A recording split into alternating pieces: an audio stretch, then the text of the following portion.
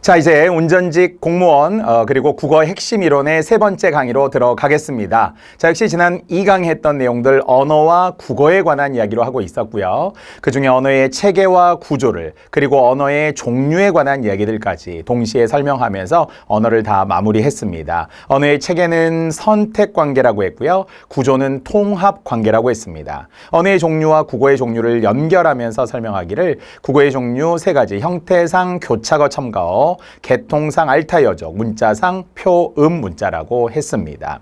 자, 또 동시에서 이제 국어를 본격적으로 설명하면서 국어와 관련된 연도도 했었고요. 사전 배열 순서들도 머릿속에 들어있는 기역, 니은, 디귿, 리을부터도 존재하지만 동시에 된 소리가 바로 기역 뒤에 예사 소리 뒤에 들어간다. 디귿 뒤에 쌍디귿이 들어간다. 이런 사전 배열과 함께 아야어여, 오요우유, 의에 1111, 3x, 3x, 1 이런 것도 좋았고요. 여전히 훈민정음 사라진 네 글자 10원을 가지고 산에 올라가 사과를 먹었더니 씨만 남았다라는 암기의 팁을 여러분 잘 받아들이셨을 거라고 봅니다. 자, 이제 지금부터 3강으로 들어가는데요. 3강도 쉽습니다. 여러분 절대 어렵지 않아요. 딱 하나의 테마로만 이제 마무리를 할 건데요. 국어의 특성이 되겠습니다. 자, 타이틀을 본 순간 약간 비슷한 게 아까 언어의 특성 10가지 했잖아요. 이 기자부터 시작을 했잖아요. 이제 국어의 특성은 또 다른 범주 3가지로 나누어서 설명하도록 하겠습니다. 자, 특성의 같은 말 기억하시죠? 특성, 특징, 특질, 성질, 성격, 성향, 속성, 본질 이런 식의 같은 말들을 많이 나열했었고요. 세 가지 범주라 함은 크게 칠판에 제가 한번 적어 볼게요. 첫 번째는 의문적 특징이라는 것으로 바로 칠판에 보이고요. 두 번째는 어휘적 특징으로 보이고요. 세 번째는 이제 통사적 특징이라는 말이 있는데요. 제가 대학 1학년 때 들어가서 배웠던 국문학 개론, 국어학 개론 이런 이제 개론서들을 우리가 1학년 때 배우잖아요. 대학 1학년 때 배웠던 바로 언어학 개론이라는 책이 있었는데 언어학 개론이 딱 이렇게 세 개의 내용으로 되어 있더라고요. 의문상, 어휘상, 통사상. 바꿔 말하면 우리가 대학 교재처럼 공부하고 있어요. 아주 체계적으로 공부하고 있습니다. 자, 반가운 의문 기억하시나요? 우리는 소리의 최소단이라는 정의와 함께 자음, 모음 같은 거를 먼저 생각하라고 했어요. 이게 우리 국어의 의문적 특징, 의문상 특징입니다.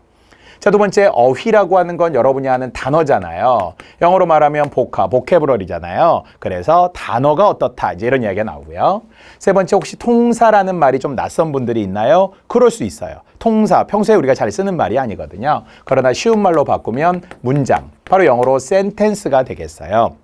그래서 통사 구조가 반복된다든지 통사적 합성어라든지 지금처럼 통사의 특징이라든지 이런 것으로 통사라는 말이 잘 나와요. 말의 개통, 말의 모임 이게 바로 문장이거든요. 자, 이제 세 가지 제가 번호를 남기고 지워볼게요. 어떤 특징이 있다고요? 의문적, 어휘적, 통사적 특징에 대해서 지금부터 설명하려고 합니다.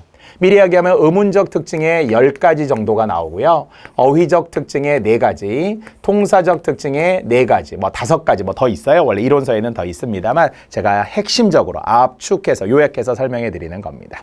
자, 이제 첫 번째 의문적 특징 중 의문이 무엇이냐? 다시 한번 소리의 최소단이라고 외워야 합니다. 반드시 외워야 됩니다. 왜냐하면 시간이 지나면 자꾸 의문이라는 말을 까먹더라고요. 의문에 의문이 생겨요. 의문에 의문을 가지면 안 돼요. 의문이 뭐라고요? 소리의 최소단. 소리의 최소단. 우리 숫자 아까 사전 배열 순서에 외웠던 거 기억하시죠? 40개 말이죠. 그중에 자음이 19개라고 했고요. 모음이 21개라고 하면서 자음, 모음을 우리는 의문이라고 한다고 했어요. 여기에 바로 보입니다. 그때 단모음이 10개로 국어는 많은 편이다. 10개로 많다는 것은 영어는 5개밖에 안 되거든요. 아에, 이, 오, 우. 우리 노래 부를 때 발성 연습할 때 아에, 이, 오, 우 이거 하잖아요. 그게 영어의 단모음이 5개. 국어의 단모음은 그것의 2배인 10개가 되겠고요. 자, 당연히 단모음이 10개니까 나머지 이중모음이 11개가 되어야 총 21개가 되겠죠. 자음, 모음 합쳐서 의문이라고 했을 때 40개입니다. 자, 이때 이제 음절을 이루는 방식에 관한 이야기. 이게 2020 수능에도 나왔더라고요. 그 정도로, 수능에도 나올 정도로 이렇게 음절, 의문 이런 말들이 지금 잘 활용이 되고 있는데요. 자, 이제 음절이라고 하는 것은 한 글자라고 했죠. 의문이 모여서 음절을 이룬다고 일반적으로 이야기했었어요. 자, 그런데 음절을 이루기 위해서는 반드시 모음이라는 게 있어야 되죠. 모음이 없으면 음절이 안 돼요. 바꿔 말하면 자음 하나만으로는 음절을 이룰 수 없다고 합니다. 자, 이럴 때 모음 하나만으로도 음절이 되기도 하고요. 자음 모음이라는 방식도 있고요. 모음 자음이라는 방식도 있고요. 자음 모음 자음이라는 방식으로도 음절을 이룬다고 합니다. 자, 똑같이 한번 해볼게요. 만약에 모음 하나만으로 음절을 이룬다는 것은 이러면은 의문이 몇 개예요? 그러면 이걸 의문을 하나라고 봐요. 여기서 말하는 의문이 하나라는 것은 첫 소리의 이응은 의문의 개수에 포함하지 않아요. 섀도우, 그림자로 만들어 놓은 거예요. 모음 하나만으로 음절을 이룬 거예요. 오, 우 이런 거 있죠. 이런 거 자체가 이미 의문 하나, 그중에 모음 하나가 음절을 이룬 겁니다. 자, 두 번째, 역시 자음 모음이라고 해볼게요. 가 이런 거 해볼게요. 가, 집에 가. 그러면 가는 뭐예요? 자음 하나에 모음 하나가 지금 들어있는 거예요. 첫 소리의 이응만 의문이 아니라고 했어요. 꼭 기억해 주세요. 자, 세 번째, 이제 강 이렇게 해볼까요? 아니면 앙 이렇게 할까요? 앙. 여러분 보기에 앙이라는 거는 의문이 몇 개 같아요? 3개 같아요? 그럴 수 있어요. 하지만 3개가 아니라는 거예요. 왜? 첫 소리의 이응은 의문이 아니니까요. 그래서 모음 하나, 자음 하나로 이루어져 있는 음절입니다. 자, 마지막 네 번째, 이제 강이라고 할까요? 강. 그럼 강이라는 것은 의문이 몇 개? 3개. 역시 자음, 모음, 자음으로 이루어져 있는 음운 3개로 음절을 이루는 방식. 총 4가지의 방식이 있다고 했어요. 하지만 아까처럼 이야기하면 기역, 이런 건 음절이 아니라고 했어요. 기역은 자음은 되죠. 자음이 된다는 것은 의문은 되죠. 하지만 이것만 가지고는 음절을 이룰 수 없다고 했어요. 자음 하나만으로는 음절을 이룰 수 없고 모음 하나만으로는 음절을 이룰 수 있다라고 했으니까요. 자, 이제 우리는 의문에 관한 이야기를 설명하려고 음절, 의문이 모여서 이루어지는 음절에 관한 이야기를 연결하고 있습니다. 자, 그래서 OX 문제 이렇게 활용한다는 거예요. 의문 하나가 음절을 이룰 수도 있다. 그러면은 5조, 모음 하나니까 의문 하나가 음절을 이룰 수 있어요. 그럼 의문 하나가 심지어는 문장을 이룰 수도 있어요. 그럼요. 아까 했잖아. 라고 하는 감탄사는 의문도 하나, 음절도 하나, 단어도 하나, 예를 들어 어절도 하나, 문장도 하나예요. 그래서 보통은 크거나 같다라는 관계가 이런 것 때문에 성립이 돼요. 하나의 의문이 하나의 음절도 되고, 하나의 형태소도 되고, 하나의 단어도 되고, 하나의 어절도 되고, 하나의 문장까지도 이룰 수 있는 거는 이런 예들이면은 가능합니다. 자, 우리는 의문적 특징을 설명한 후 10가지를 설명하기 위해 숫자를 이제 붙여가고 있는데요. 다시 의문이 뭐라고 했어요? 소리의 최소 단위. 의문이 몇 개? 40개. 자음 19개, 모음 21개, 단모음 10개, 이중모음 11개로 뒤에 또 설명을 자세히 할 거고요. 자, 음절을 이루는 방법은 총 4가지 방법이 있지만 그중에 반드시 있어야 될 것이 모음. 모음이 반드시 있어야 되고 일반적으로 자음, 모음, 자음이 앞뒤에 어떤 것들이 오더라도 이루어지는 음절이 되겠습니다.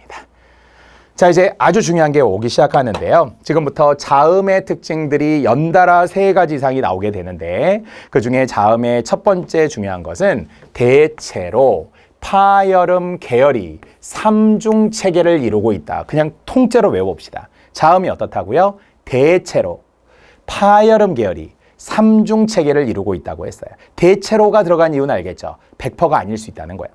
파열음 계열이라고 말한 것은 파열음도 있고 파찰음도 있기 때문에 그걸 합쳐서 파열음 계열이라고 한 거예요. 3중 체계라는 말이 지금부터 반복해서 나올 거고요. 이걸 어려운 말로 삼지적 상관속이라고 합니다. 3가지의 숫자는 이제 제가 지울게요. 삼지라는 것이 3중 체계라는 거예요. 3중 체계가 상관이 있는 게 우리는 묶여 있다는 거예요. 원래 한자로는 묶을 속이라고 하거든요. 종속, 과목, 강문, 개, 생태계에서도 이렇게 이렇게 묶습니다. 자, 그래서 3가지가 상관이 있는 게 묶여 있는 것을 삼지적 상관속이라고 전공 용어는 나오고요. 여러분이 쉬운 말로는 그냥 삼중체계라고 아시면 돼요. 자, 이제 3가지를 더 이야기해 드릴게요. 첫 번째, 삼중체계라는 건 무엇이냐? 예사소리, 된소리, 거센소리 이렇게 이루어진 걸 삼중체계라고 해요. 그런데 제일 큰 게 거센 소리, 더 센 소리라고 여러분이 외우세요. 제가 부등호에 표시를 해드린 거예요. 예사 소리보다는 된 소리가 크고 된 소리보다는 거센 소리가 more than, 더 세다 이런 느낌으로 외우셔도 되겠죠. 예를 들어 빙빙이 커요, 삥삥이 커요, 핑핑이 커요. 그럼 당연히 빙빙보다는 삥삥이 큰 것 같은데 삥삥과 핑핑에서 좀 헷갈리죠. 더 센 소리, 핑핑이 더 크다라는 거예요. 자, 이것을 삼중체계라고 하고 삼중체계의 크기를 외우라고 했어요. 표 그대로 보이죠? 예사소리, 된소리, 거센소리. 자, 그러면 파열음 계열이라고 말한 것이 아직 여러분은 배우지 않았지만 이렇게 세 가지를 막았다 터지는 소리 파열음이라고 해요. 이거 우리가 다음 시간에 배워요. 또 이번에 말소리 의문론에서 배웁니다. 자, 막았다 터지는 소리 해볼까요? 그, 뜨, 뿌 어때요? 이렇게 숨을 참았다가 내트리는, 그러니까 떠뜨리는, 내는 소리를 파열음이라고 하는데요. 이제는 그, 크, 듣, 트, 붓, 프 이런 소리가 거센 소리라는 이야기죠. 파열음의 삼중체계. 자, 이제 파열음 계열이라고 하는 것은 파찰음도 파파로 시작하는 파열음 계열이라고 해요. 다만 파찰음은 막았다 터뜨리면서 스치는 소리라고 해요. 마찰음 계열이 섞인 거예요. 지금은 몰라도 돼요. 그러나 이게 모두 파파, 아빠 아니고요. 파열음 계열이라고 생각하면 됩니다. 역시 삼중체계 즈즈, 츠가 있습니다. 그래서 우리 국어에서 거센 소리를 숫자로 말하면 4개가 있다고 하거든요. 4개를 이 순서대로 간다면 크, 트, 프, 츠, 크, 트, 프, 츠라고 하는 순서. 우리가 사전 배울 순서에 의하면 어떻게 했어요? 기역, 니은, 디귿, 리을, 미음, 미읍, 시옷, 이응, 지읒, 치읒, 키읔, 티읒, 피읒, 히읗 이렇게 되겠죠. 대신에 제일 끝에 히읗을 빼고 그 뒤쪽에 붙어있는 4가지가 바로 거센 소리가 됩니다. 자, 이제 제일 위에 있던 첫 문장 외우시는 것이 가장 좋습니다. 그대로 갈게요. 국어의 자음은 어떻게? 대체로, 파열음 계열이 삼중체계. 대체로가 붙은 이유는 삼중체계가 아닌 것도 있어요. 바로 여기에 딱 하나, 시옷상시옷은 마찰음이라고 하는데요. 스치는 소리예요. 마찰음이라는 말이 원래 마찰된다는 게 약간 스친다의 시옷이 느껴지잖아요. 스치는 소리 마찰음은 이중체계. 즉 시옷상시옷밖에 없지 여기에 뭐 다른 게 없잖아요. 이런 거센 소리 자체가 없거든요. 그래서 국어의 모든 자음은 삼중체계 그러면 틀려요. 모든 자음이 삼중체가 아닌 이유는 뭐라고요? 마찰음은 이중체계이기 때문입니다. 자, 그렇다면 이제 우리는 파열음 계열이 삼중체계라고 말했을 때는 파열음의 3개 그리고 파찰음이 1가지의 종류가 있어요. 다시 뭐가 어떤 소리보다 크다고 그랬죠? 예사소리, 된소리, 거센 소리가 더 세다라고 외우라고 했던 프트크츠가 있습니다. 자, 지금 우리 뭐 하고 있는 거예요? 타이틀. 저는 항상 이게 피라미드도 좋습니다만 위에서 아래로 지식이 내려갔다가 다시 아래에서 위로 올라가는 지식을 엄청 좋아해요. 대부분 위에서 아래로 내려오고 끝나거든요. 뭐 진도라는 게 그냥 뭐 배우고 또 배우고 또 배우고 또 배우고 끝. 그러다가 남는 게 없을 때가 있어요. 그래서 다시 밑에서 올라가는 방식은 되게 정리하는 데 도움이 되거든요. 우리는 지금 자음이 대체로 파열음 계열의 삼중체계라는 것은 그 위에 지금 뭐가 있었어요? 의문적 특징을 이야기하고 있어요. 의문적 특징은 지금 뭐에서 설명하려고 했던 거죠? 국어의 특징에서 지금 설명하려고 하는 거예요. 3가지. 의문적, 어휘적, 통사적 특징 말이죠. 자, 이렇게 3번째 이야기를 하고 있습니다. 시옷상시옷은 이중체계인 마찰음이라는 거 꼭 기억해 주세요. 자, 이제 또 자음 이야기예요. 국어의 자음은 첫 소리에 자음이 2개 이상 올 수 없다 이렇게 짧게 외우면 돼요. 첫 소리에 자음이 2개 이상 올 수 없다. 이게 무슨 말이냐면 15세기에는 첫 소리에 자음이 2개 이상 왔어요. 15세기에는. 근데 현대 국어에는 올 수 없다는 거니까 이제 차이점을 이야기하려고 하는 거고요. 15세기에 자음이 2개 이상 왔다. 이런 글자 혹시 본 적이 있나요? 비읍, 시옷, 첫머리에 자음이 2개 이상 왔다는 거예요. 첫 소리에 자음이 2개 이상 왔다는 거예요. 첫 소리에 심지어는 3개씩 쓰기도 했다는 거예요. 그리고 어떻게 읽었을까요? 이게 수능에도 나왔던 건데. 자, 이제 비읍, 시옷의 아래야만 제가 써볼게요. 이 당시에, 훈민정음 당시에, 이거 세종대왕이 뭐라고 읽었을 것 같아요? 비읍, 시옷을 동시에 냈대요. 각각의 의문으로 낸 거예요. 어떻게 소리를 냈을까요? 비읍, 시옷을 약간 좀 빠른 느낌? 붓살처럼 한번 읽어볼게요. 붓살. 사실은 붓살이라고 하는 말이 좀 이상하고 이걸 엄청 빨리 읽어보세요. 어떻게 읽어? 붓살, 붓살, 붓살. 이렇게 비읍을 살짝 내준 거죠. 붓살도 아니고요. 그래서 얘가 의문이 몇 개냐? 그럼 여러분 한번 해보세요. 얘가 의문이 몇 개라고 해야 돼요? 하나, 둘, 셋, 4개. 의문이 4개예요. 자, 그런데 현대국어에 와서는 이제 이게 어떻게 바뀌었다고요? 맨 오른쪽 자음. 맨 오른쪽 자음에 된 소리로 바뀌어요. 자, 그러면 쌀보리에 이게 쌀로 바뀐 건데요. 의문이 몇 개예요? 그럼 여러분 어떻게 할래요? 쌀의 의문이 몇 개? 3개. 이 의문의 개수부터 천천히 잘 보세요. 아까 우리 사전 배열 순서 쌍시옷이 하나라고 했잖아요. 그러니까 하나, 둘, 셋. 의문이 3개예요. 의문이 하나 없어졌다고 생각하면 돼. 피읍이 없어졌잖아요. 따라서 첫머리에 자음이 2개 이상 오는 것을 15세기에 어두자음군이라고 했어요. 한자 이해해 보세요. 말의 첫머리에 자음이 무리를 이룬다는 거예요. 무리 군자를 쓰는 거예요. 자음이 첫머리에 2개 이상 15세기에 왔어요. 그래서 15세기에는 어두자음군이 있었다. 맞고요. 현대국어에는 어두자음군이 없다. 맞아요. 만약 현대국어에 어두자음군이 올 수 있다. 그럼 X겠죠. 첫머리에 자음 2개, 쌀, 붓쌀부터 생각해 보세요. 자, 또 한번 해볼게요. 자, 얘는 15세기에 어떻게 읽었을 것 같아요? 비읍, 디귿, 아래아, 리을.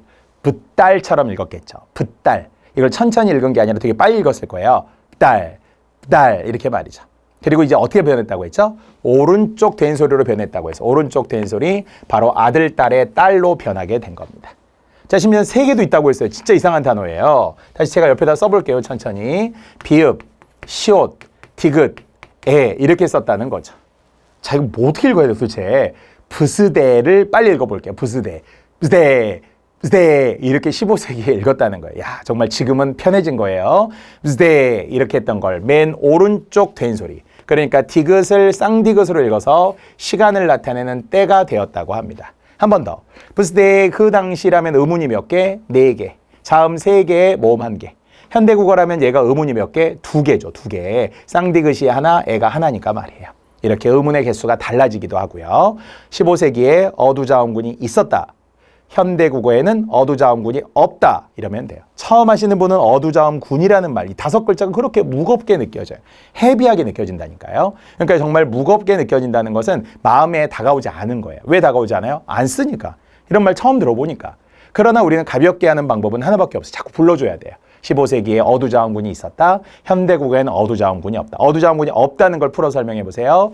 첫 소리에 2개 이상의 자음이 올 수 없다는 거예요. 이해하셨죠? 다 했습니다. 자, 반면 끝소리에는 2개 이상이 표기는 되겠죠. 우리가 쓸 때는 이렇게 쓰잖아요. 리을 기어, 끝소리에. 끝소리에 이렇게 겹자음이라고 하는데요. 겹자음의 표기는 가능합니다. 대신에 표기라고 제가 강조한 이유가 있어요. 그렇다고 발음이 되는 건 아니죠. 예를 들어 우리가 이걸 이렇게 쓰는 게 발음하는 게 아니라 흑 이렇게 발음하고 얘도 여덜 이렇게 발음해서는 하나의 자음이 떨어져 나가는 이것을 뒤에서는 자음군 단순화, 자음군을 이루던 것이 끝소리에서 하나가 떨어져 나가 탈락이 이루어진다라고 의문현상에서 공부하게 됩니다. 자, 여러분에게는 생소했을 수 있는 바로 어두자음군에 관한 이야기를 지금 제가 풀어서 설명하고 있는 거고요. 국어는 자음이 첫 소리에 2개 이상 올 수 없다라는 이야기를 하려고 합니다. 심지어 이런 것도 짝, 알겠죠? 붓짝인데 지금의 짝이 되었다는 거고요. 이제 번호가 4번이 왔으면 누적해서 복습할 수 있어요. 1, 2, 3, 4. 1번이 뭐였어요? 1번에 의문이 뭐냐부터 시작을 했죠. 의문은 소리의 최소 단위다. 자, 두 번째, 이제 의문이 모여서 뭘 이룬다고요? 음절을 이루는데 하나의 의문으로 하나의 음절이 되기도 해요. 모음 하나로는. 하지만 자음 하나로는 음절이 안 돼요. 총 4가지의 음절을 이루는 방식이 있었어요. 자, 세 번째도 자음, 네 번째도 자음, 다섯 번째도 자음입니다. 자, 세 번째 아까 우리가 자음 속에서는 뭐였어요? 대체로. 왜냐하면 대체로를 까먹더라고요. 있는 대로 외우시면 좋은데. 대체로 파여름 계열이 3중체계다. 단, 마찰음은 2중체계 이렇게 했고요. 자, 이제 국어의 자음이 첫머리에 첫 소리에 2개 이상이 올 수 없다. 어두자음군이 현대국어에 없다라고 이야기하고 있습니다. 자, 그래서 한자로까지 한번 보여드렸어요. 말의 첫머리에 자음이 무리를 이루는 것. 현대국어에는 어두자음군이 없다. 됐죠? 자, 이제 또 자음이 결국 총 4번 나오는 건데요. 자, 이제 자음은 첫 소리의 이응을 표기할 수 없다. 아까 우리 했네요. 첫 소리의 이응을 표기할 수 없다라는 게 예를 들어 아이. 자, 의문이 몇 개죠? 아이의 의문이 몇 개? 2개. 왜 2개? 첫머리의 이응은 이응이 아니라고 해서 의문이 아니에요. 앙, 2개. 이렇게 끝소리 이응은 의문, 첫 소리의 이응은 의문이 아니라고 약속한 거 맞죠? 자, 그래서 첫머리에는 당연히 첫 소리에 발음이 안 돼요. 이건 실제 음가가 아니라고 하거든요. 음가, 소리값을 보통 음가라고 국어에서 많이 하는데요. 첫 소리에 이응은 음가가 없어요. 의문의 개수에 포함도 안 돼요. 발음도 안 돼요. 또 두음 법칙이라는 게 있어요. 아직 안 배웠어요, 여러분. 그러니까 이거는 그냥 가볍게 합시다. 살짝 이야기할게요. 우리는 첫머리에 니은, 리을이 올 수 없는 한자어의 이야기를 하려고 해요. 한자어가 그래요, 한자어. 한자어 중에 첫머리에 니은, 리을이 못 와요. 니은은 주로 이응으로 바뀌고 리을도 니은 또는 이응으로 바뀌는데요. 예를 들어 2가지. 여자. 우리는 첫머리에 한자어 중에 니은이 못 온다고 했어요. 그래서 여자로 바뀝니다. 이응으로. 첫머리에 로인, 한자어 중에서 말이에요. 그래서 니은인 노인으로 바뀌기도 하고 아니면 량심이 있어야지 량심. 그럼 우리는 양심으로 바뀌잖아요. 이런 걸 두음 법칙이라고 해요.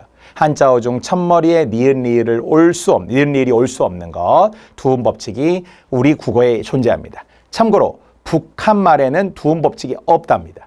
북한 말에 두음 법칙이 없다는 건 뭐예요? 니은 리을을 쓴다는 거예요. 그러니까 북한에서는 로인들이 여자들이 사실 북한 여자라고도 안 해요. 원순 모음화가 돼서 오 발음을 많이 하거든. 여자들이 곡종호흡소음내다 뭐 이런 거 많이 해요. 북한 말은 어쨌든 두음 법칙이 북한 말에는 없으니까 쓴다는 거고요. 노동신문 뭐 이런 거 하죠. 우리는 두음 법칙이 있어요.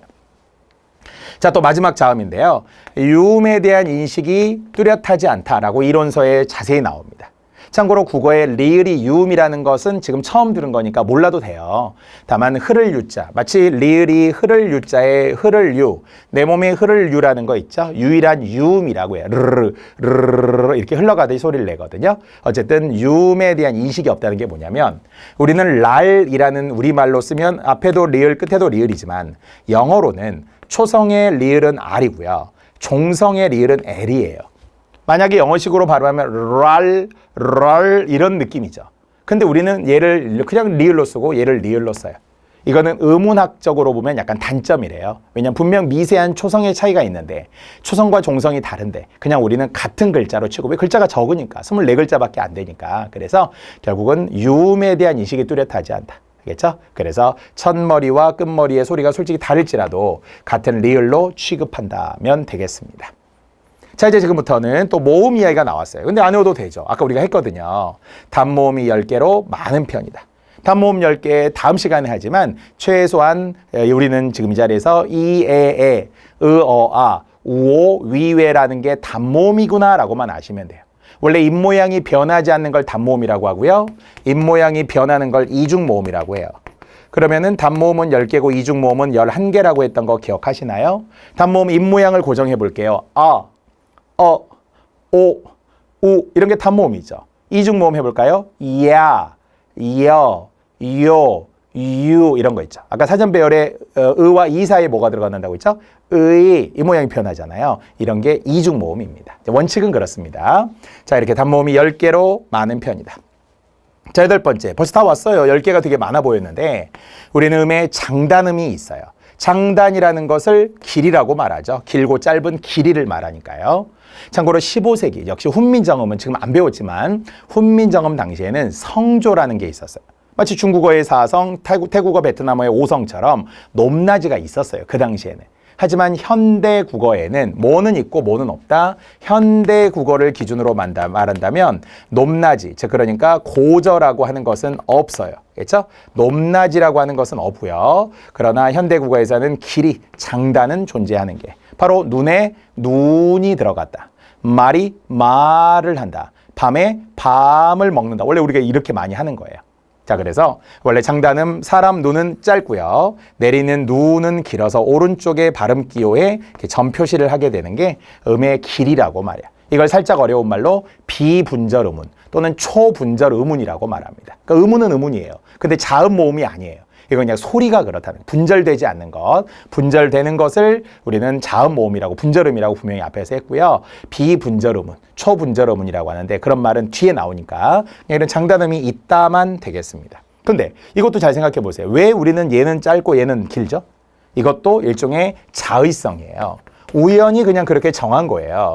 임의적으로 제멋대로 정한 거예요. 다시 한번 음성과 의미 사이에 필연성이 없다고 하듯이 사람의 눈이 소리가 짧은 것은 동음이어인 내리는 눈과 뭔가 구별하려다 보니까 하나는 짧게 하고 하나는 길게 했던 거예요. 역사적으로. 먼 옛날에 우연히 그렇게 만든 거예요. 자, 그래서 오늘 자의성 관련해서도 장단음 이야기로 시험에 나올 때가 있더라고요. 자, 이제 거의 다 했습니다. 자, 번호 5, 6, 7, 8 확인해 보시고요. 그 중에 자음 이야기가 이제 거의 다 왔고요. 모음도 하나 이야기가 나왔고 8번. 현대 국어에는 자음, 모음 말고도 음운이라는 게 있다고 했어요. 소리의 최소 단위가 있어요. 어떤 소리? 짧은 소리, 긴 소리. 알겠죠? 짧은 소리, 긴 소리를 음의 장단, 음의 길이라고 말하고요. 눈에 눈이 들어갔다라는 언어의 자의성처럼 설명하는 국어의 음운적 특징을 이제 거의 다 마무리하고 있습니다. 처음에는 10가지가 있다 그랬더니 되게 좀 많게 느끼는 분들이 있더라고요. 절대 안 맞습니다. 이것들을 의문에서의 자음 어쩌고 저쩌고 모음 어쩌고 저쩌고 이렇게 좀 설명하는 중에 있었고요. 자, 이제 9번째, 안 외워도 됩니다. 지금 우리는 알 필요 없고요. 여러 가지 의문 현상 등이 있다는 거예요. 이것은 모음 조화가 있다, 음절의 끝소리 규칙이 있다, 비음화가 있다, 유음화가 있다, 뭐 자음군 단순화가 있다, 교체가 있다, 축약이 있다, 탈락이 있다 이런 것처럼 의문 변동은 우리가 다음 시간에 저랑 공부하게 될 거예요. 어쨌든 의문의 현상들이 많다. 이 정도면 돼요. 자, 이제 마지막 10번째, 음상의 차이가 있다고 하는데요. 이때 음상은 음의 모양을 이야기하는 한자 모양상이라고 읽으시면 돼요. 원래 여러분이 하는 이상은 대부분 알고 있다면 서로상이라고 많이 알죠. 상이하다, 상치되다, 상보적이다, 상충하다 이렇게 서로 어떻다 이렇게 우리가 이제 많이 쓰는 말이거든요. 상반되다처럼. 그러나 지금 우리는 음의 모양이라고 읽은 후 음의 모양에 따라서 어떤 결과가 생겨요. 음상의 차이로 인해서 이가 원인이에요. 어떤 결과가 두 가지의 결과가 생긴다는 거예요. 어감의 차이라는 결과가 생기기도 하고 아니면은 의미의 차이라는 결과가 생기기도 한다는 인과관계로 지금 설명하려는 거거든요. 자, 그러면 한 번 더 자음 모음 해봅시다. 아까 했어요.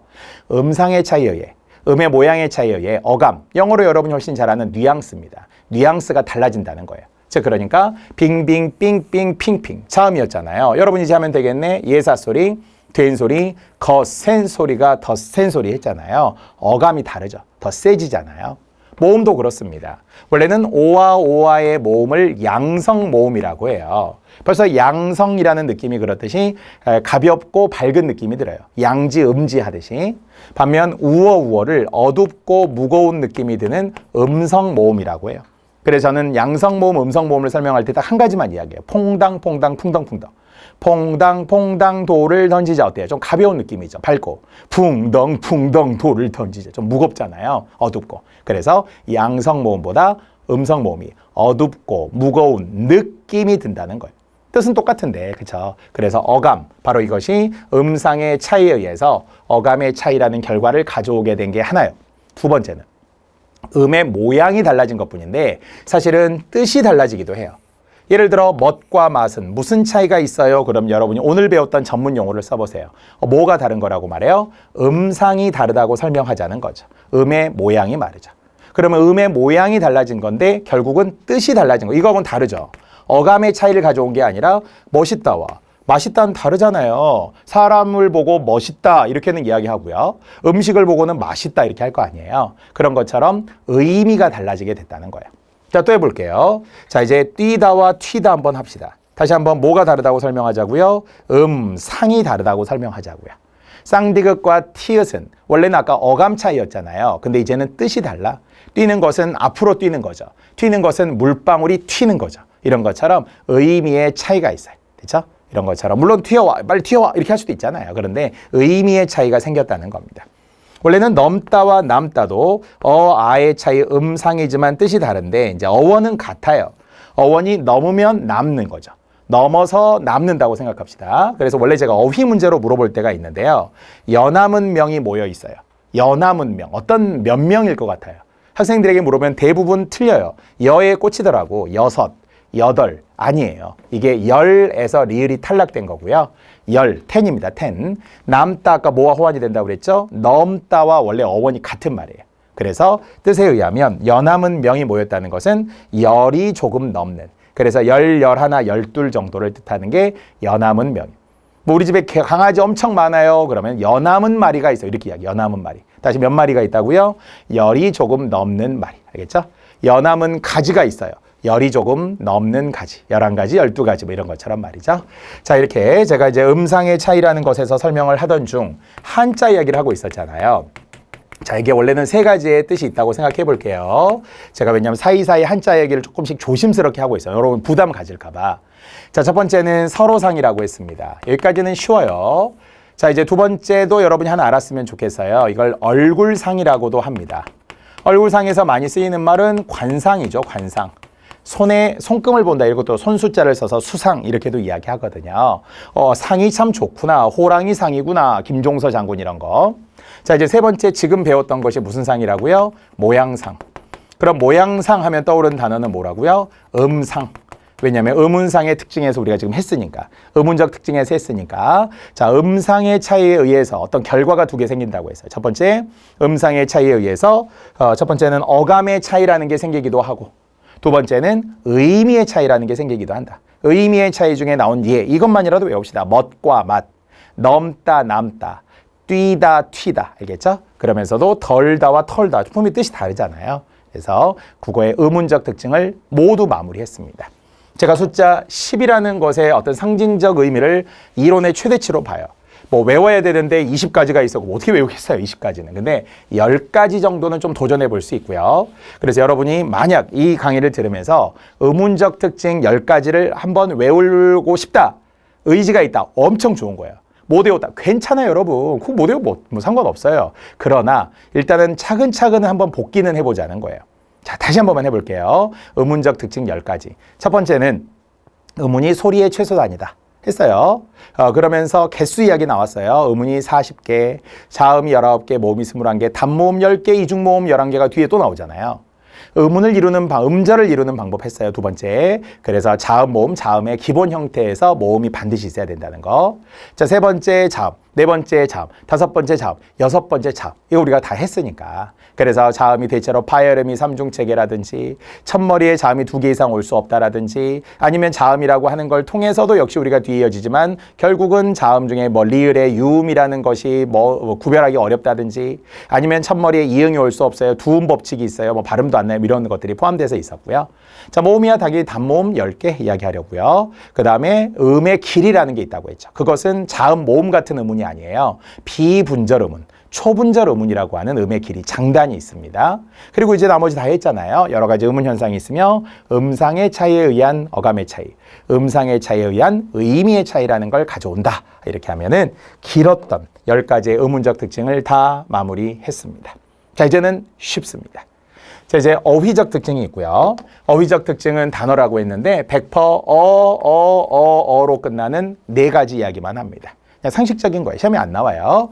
자, 국어는 한자어가 많답니다. 한자어가 많겠어요? 고유어가 많겠어요? 이론적으로 말하면 고유어가 많아야죠. 우리 순우리말이 많아야 돼요. 그러나 중국의 영향, 예로부터 시작된다면 고려시대 과거제도로 인해 10세기 이후에 들어옵니다. 그 이후에도 당연히 중국의 영향권에 있다 보니까 어쩔 수 없이 한자어 계열들이 계속 유입이 돼요. 그래서 69.1%, 약 3분의 2 이상이 한자어 계열이라고 해요. 제가 그것을 좋은 의미로도 보고 나쁜 의미로도 봐요. 거듭 나쁜 의미라는 것은 순우리말의 위축을 가져왔다라는 건 나쁜 의미겠지만 그러나 현실적 입장에서는 플러스로 봅니다. 한자어가 없다면 우리말의 양이 3분의 1로 줄어듭니다. 동음, 이의어를 구별하기 어려워요. 전문 용어나 특수한 경우에 한자어를 써야 할 때가 있어요. 특히 높임어로 한자어가 많이 쓰인다는 거예요. 밥 대신에 물론 수라, 임금님한테 임금님 밥 드세요. 좀 이상하잖아요. 그래서 임금님 뭐 수라 드세요. 뭐 이렇게 하면서 약간 높여서 쓸 수 있는 또는 이 할아버지한테 우리가 쓰는 거예요. 할아버지 술 드셨어요? 이런 거보다 약주 드셨어요? 이렇게 약간 높여주라는 거예요. 나이 대신에 연세, 이 대신에 치아 이런 것처럼 한자어에 특별한 기능이 있습니다. 가벼운 상식. 자, 두 번째, 이제 감각어가 많다는 건데요. 여러분이 듣기에 감각, 그러면 뭐가 생각나요? 감각은 무조건 오감, 이렇게 외워보세요. 감각이 뭐라고요? 오감. 감각은 오감. 그래서 감각어가 발달됐다는 건 오감어가 발달했는데 오감어라는 거는 5가지 시각, 청각, 후각, 촉각, 미각겠죠. 뭐 순서는 상관없어요. 보통 우리가 시청각 이렇게 많이 붙여서 저도 이 순서대로 한 겁니다. 시각, 청각, 후각, 촉각, 미각처럼 눈으로 보았느냐, 아니면 소리를 들었느냐, 아니면 냄새를 맡았느냐, 만져보았느냐, 그리고 맛을 보았느냐 이렇게 오감이. 오감으로도 알 수 없는 걸 6번째 육감이라고 말하기도 하잖아요. 자, 그런데 어쨌든 5번째 오감을 포함하여 감각어가 우리 국어는 발달되어 있다. 계속 어가 많다라는 이야기를 하려고 한다고 그랬어요. 자, 이때 우리는 색채어가 발달되어 있다고 말을 하는데요. 색채어라는 것은 예를 들어 우리는 영어로는 옐로우, 노랗다 이런 거 하다만 하면 영어는 어떤 경우에도 노랗다는 옐로우밖에 없어요. 그런데 우리 국어는 어때요? 노랗다, 샛노랗다, 신누렇다, 누르다, 누르스름하다 뭐 이런 식으로 우리가 노랗다 관련 단어가 엄청 많아요. 자, 빨갛다 한 번만 더 합시다. 레드. 레드밖에 없어요. 무슨 레드 이렇게 붙이긴 하더라고요. 그러나 영어는 레드가 하나밖에 없는데 우리는 빨갛다, 뻘겋다, 새빨갛다, 시뻘겋다, 붉으스름하다, 뭐 볼그랗다 이런 식으로 붓다라는 계열의 단어가 엄청 많다는 거죠. 그게 어떤 장점이 된 거죠. 우리가 장점이 된다는 것은 감각어가 발달되어 있기 때문에 좋은 의미로 우리가 갖다 붙이면 예술적인 감각이 뛰어나대. 색채어가 발달되어 있으니까. 하여튼 그래요. 동시에 사람에게는 비유적인 표현으로 많이 쓰인대요. 사람에게. 자, 이제 한번 해볼게요. 그는 짠돌이에요. 짜다. 그러면 원래는 이건 미각이죠. 맛이 짜야 되는데 사람에게 쓰이는 감각어라는 거죠. 인색하다. 사람이 싱겁기는 그는 좀 주먹이 매워. 아니면 말도 매울 수 있잖아. 막 사납게 하고 이런 게 감각어가 사람에게 비유적어. 자, 그런데 시험에 나올 수 있는 유일한 예로 제가 한번 써봤는데요. 그는 막걸리같이 텁텁한 사람이다. 원래 텁텁하다는 감각으로 보면 뭐예요? 미각이에요. 맛이 텁텁하죠. 입안이 개운하지 못하다라는 뜻이에요. 미숫가루 같은 거 먹을 때 있죠. 그런 게 약간 텁텁하다 이런 느낌이 들거든요. 자고 일어날 때 입안이 텁텁하잖아요. 하지만 사람에게 썼고요. 막걸리 같다라는 말을 쓴 거예요. 막걸리 같은 사람. 좋은 거예요, 안 좋은 거예요? 좋은 거예요. 느낌은 약간 안 좋은 것 같잖아요. 원사전적 의미는 안 좋은데 사람에게 쓰일 때는 긍정적이라는 거예요. 그래서 막걸리같이 텁텁하다라는 의미는 까다롭지 않고 소탈하다 그런 뜻이에요. 까다롭지 않고 소탈하되 우리가 비슷하게 쓰는 말이 뭐예요? 털털하다와 같아요. 그는 사람이 좀 털털해. 청바지에 그냥 대충 막 입고 다녀도 좀 자연스러워 보여. 털털해. 막걸리 같다. 서민 음식처럼 말이죠. 자, 이렇게 다시 정리하면 우리 어가 지금 2번 나왔습니다만 총 4번 나올 거예요. 그중에 한자어가 발달되어 있고 한자어가 많다는 거예요. 감각어가 많아요. 뭐 우리 국어의 특징이 이거구나라고 이해하고 평소에 생각했던 걸 제가 지금 정리해 놓은 거잖아요. 그래, 그런 거 같아. 우리 국어는 이런 특징이 있으면 되죠. 자, 이제 3번째, 4번째 마무리할 거예요. 3번째, 음성상징어가 발달되어 있어요. 또 음성상징어라는 말을 모르는 분들이 있더라고요. 의성어, 의태어를 합쳐서 음성상징어, 줄여서 상징어라고도 합니다. 근데 보통은 음성상징어라고 해야 제일 좋아요. 자, 이제 의성어가 뭐고 의태어가 뭔지는 알죠? 의성어는 소리. 그래서 소리 중에 뭐 아무거나 좋습니다. 이 중에는 퐁당, 퐁당, 멍멍. 오늘 우리 많이 자위성에서 배웠던 또는 음상의 차이에 의한 어감의 차이에서 배웠던 뭐 그런 예들을 또 넣어줬어요. 저 의태어가 모양인 건 알죠? 깡충, 깡충 모양, 엉금엉금 모양 말이죠. 자, 이렇게 국어는 의성어 의태어가 주로 고유어에서 발달이 됐다고 해요. 역시 이것도 장점이 되겠죠. 어떤 장점? 생동감이 있잖아요. 비가 와요 이런 말보다는 비가 주룩주룩 내려요. 뭐 역시 그냥 개구리가 뛰어요 이런 것보다는 팔짝, 팔짝, 폴짝, 폴짝 이런 식으로 의태어를 넣으면서 생동감 있게 표현한다는 거예요. 뒤에서 배우지만 이렇게 곱하기 2 2번씩 우리가 쓰는 게 의성어 의태어의 특징이고요. 이런 걸 품사로는 부사, 의성부사, 의태부사라고 이야기합니다. 음성 상징어 이야기를 하고 있고요. 근데 심지어는 우리 국어에서는 의성어인지 의태어인지 약간 구별이 안 되는 경우가 있대요. 예를 들어서 이게 우리 공문 시험에는 나오지 않고 수능에서 나온 적은 있는데 만약에 후루룩 이런 거 해볼게요. 그러면 여러분이 아는 후루룩의 느낌은 뭐예요? 라면 먹는 거.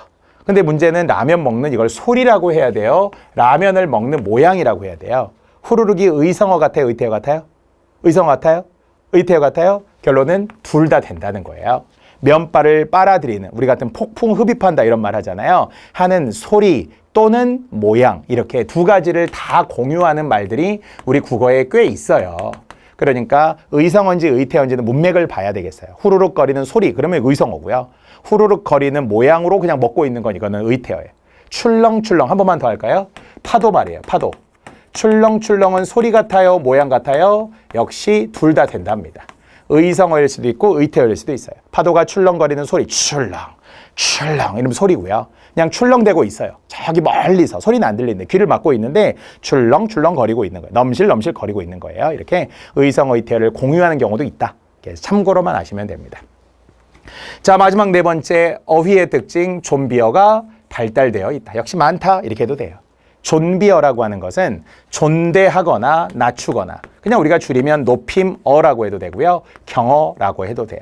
이것은 참고로 뒤에서 배우는 높임법이라는 거와 달라요. 높임어는 어로 끝나는 어휘상의 특징이고요. 높임법은 센텐스, 문장에서 나오는 통사적 특징이에요. 자, 그렇다면 우리가 좀비어가 발달되어 있다는 건 아까도 살짝 했는데 주로 같은 밥이라는 단어를 통해서도 계층에 따라, 계급에 따라 이렇게 어휘를 달리 썼대요. 옛날에는. 왜? 산업공상의 신분제도, 신분사회다 보니까 각각의 어휘를 그 신분에게 따로 쓰기도 했다는 거예요. 임금이 먹으면 수라, 이건 이제 알죠. 양반이니까 높여서 지금도 쓰는 진지, 순우리말입니다. 할아버지 진지 드세요, 이런 거 말이죠. 친구는 뭐 높일 필요 없어서 밥. 다만 예전 기출문제에 의하면 이런 게 시험에 나왔었어요. 그냥 교과서에 있었던 어휘거든요. 지금 교과서라는 게 특별히 없습니다만 국정이 없어서 하인이 밥을 먹으면 입시 들어라 이렇게 이야기했대요. 입시 들어라. 개똥아 입시 들어라. 입시도 대학 입시가 아니에요. 그냥 고유어 입시래요. 그런데 왜 하인한테는 밥 먹어라 이렇게 안 했을까요? 제3자도 알아들을 수 있다고. 아, 저게 지금 하인에게 하는 이야기구나. 하인들에게는 입시라고 낮춤의 단어를 썼구나 이랬대요. 다시 정리하면 우리는 존비어, 높이머, 높낮이를 포함해서예요. 경어가 발달하기도 했고 특히 한자어를 통해 아까처럼 나이보다는 연세, 이보다는 치아 이런 식으로 높임의 의미를 특별하게 쓰기도 하고요. 제사에서는 잿매 이렇게 했대요. 제사밥이라고 하는 게 잿매, 매라는 게 예전에 밥을 뜻하는 옛 말이거든요. 제사의 밥이다 이렇게. 자, 이제 다 했습니다. 어휘상의 특징 4가지였는데요. 항상 3, 4번이 보이면 1, 2번부터 가야 된다고 했어요. 거꾸로 가셔도 좋습니다. 4가지로 정리해도 됩니다. 첫 번째, 우리는 한자어가 많다. 두 번째, 감각어가 발달되어 있으며 사람에게 비유적으로 쓰인다. 자, 세 번째, 바로 여기에 보이는 음성상징어가 많다.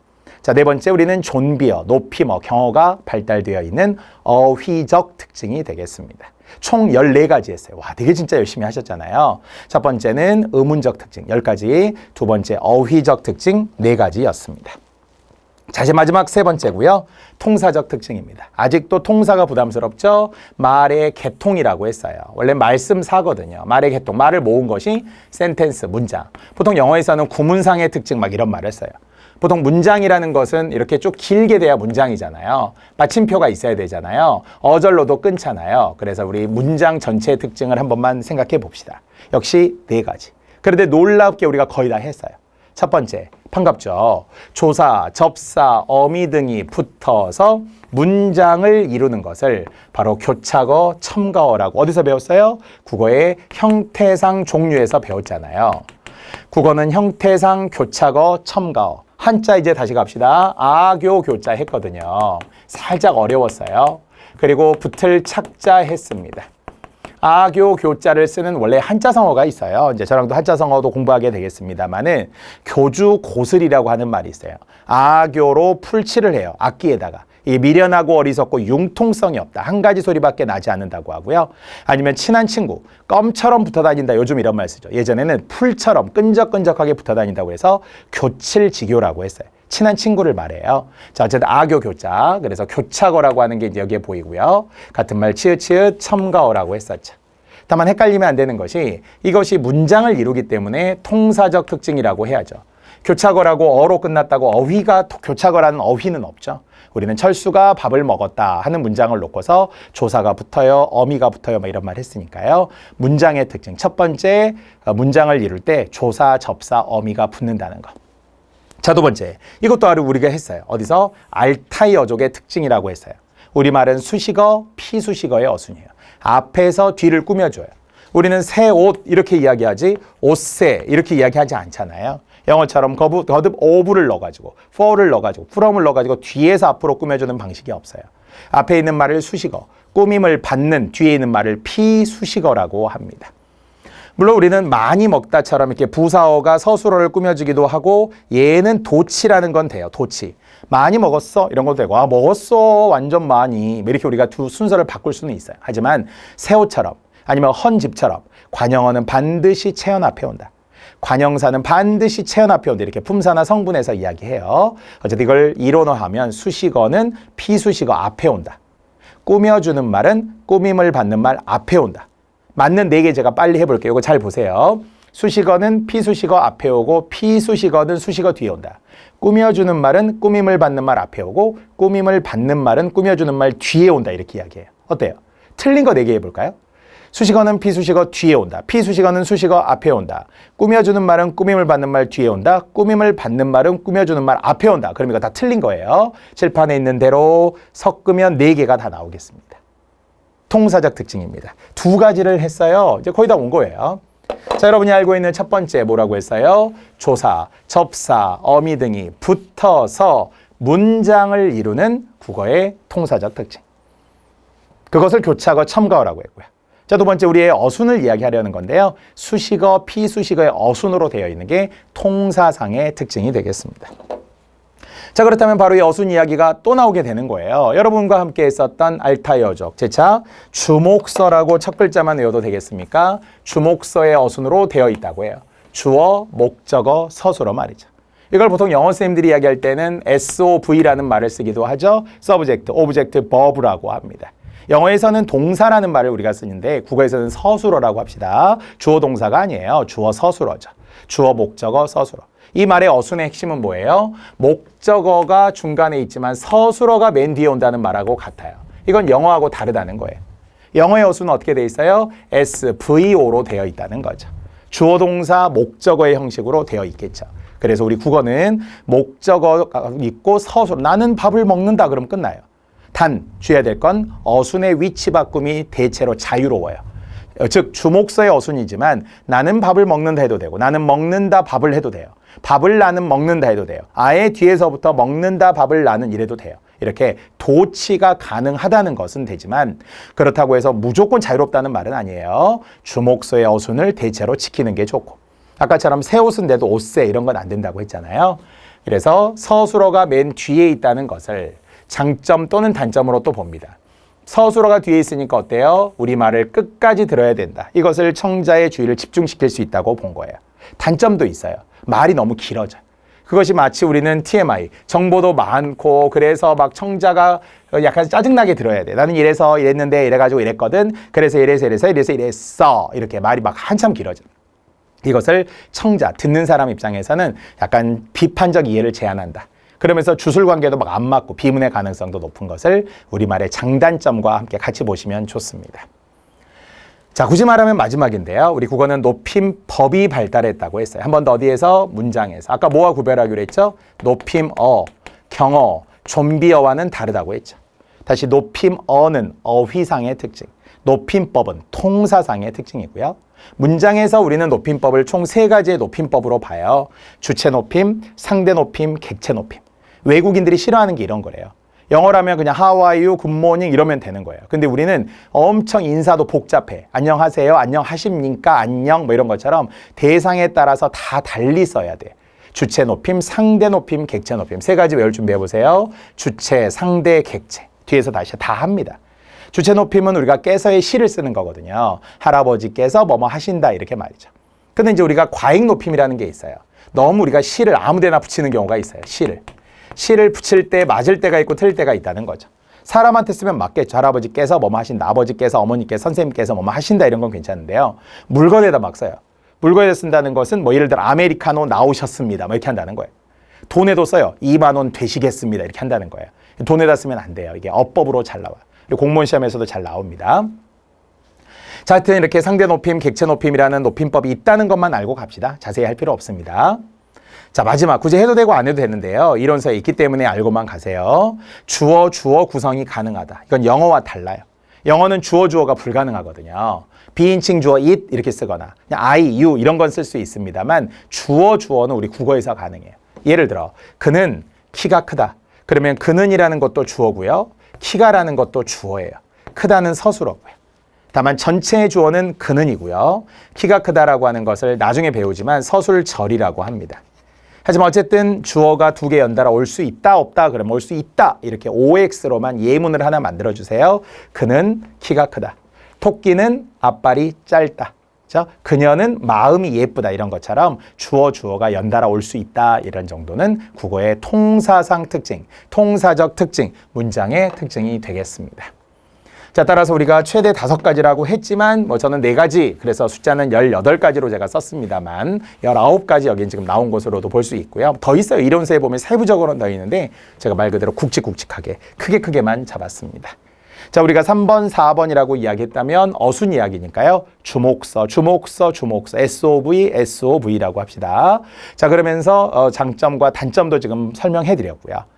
자, 또 마지막으로는 높임법이 발달했다 그랬죠. 높임법이 발달했다. 그래서 주체, 상대, 객체라는 다양한 높임법이 이제 문법적으로 문장에서 공부하게 됩니다. 주어, 주어 구성도 가능하고요. 자, 이렇게 해서 우리는 총 19가지. 하지만 정말 세부적으로 나누어서 그런 거고요. 큰 범주로 가서는 3가지였어요. 의문적, 어휘적, 통사적 특징으로 배웠습니다.